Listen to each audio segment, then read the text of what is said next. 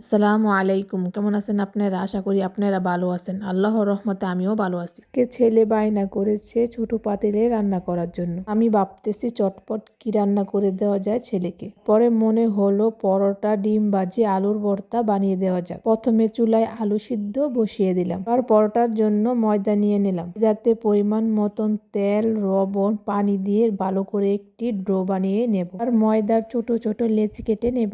একটি রুটি বেলে নেব। তারপর সয়াবিন তেল ময়দার উপরে ছিটিয়ে দেব। এবার রুটিটা ভিডিওতে আমি যেভাবে ভাঁজ করে দিয়েছি ওইভাবেই ভাঁজ করে নিতে হবে। কিন্তু এখানে দুই ধরনের রুটি ভাঁজ করে নিয়েছি। কিভাবে ভাঁজ দিয়েছি আপনারা ভিডিওটা খেয়াল করলেই বুঝতে পারবেন। এটা বলে বোঝানো যাবে না, আপনারা ভিডিওটা দেখলেই বুঝতে পারবেন। এবার পরোটাগুলো উল্টে পাল্টে ভালো করে একটু ভেজে নেব। দেখুন পরোটাগুলো কি সুন্দর ফুলেছে, দেখে মনে হচ্ছে না আপনাদের যেন আমি ফুচকা ভেজেছি। প্রত্যেকটা পরোটা একইভাবে ফুলেছিল। পরোটা ভাজা হয়ে গেলে এবার একটি ডিম ভেজে নেব। আর একটি কড়াইতে সামান্য পরিমাণ তেল দিয়ে একটি শুকনো মরিচ ভেজে নেব ভালো করে। এবার শুকনো মরিচটা নামিয়ে সামান্য পরিমাণ লবণ, কিছুটা পেঁয়াজ কুচি দিয়ে ভালো করে একটু কষলে নেব। কিছুটা ধনেপাতা কুচি দিয়ে সরিষার তেল দিয়ে দেব। আর সবকিছু একসাথে ভালো করে একটু মিক্স করে নেব। এবার সিদ্ধ করা আলুগুলো দিয়ে দেব। আলুগুলো ভালো করে ভেঙে মিহি করে নেব। এবার সবকিছু একসাথে ভালো করে মিক্স করলেই হয়ে যাবে ভর্তা।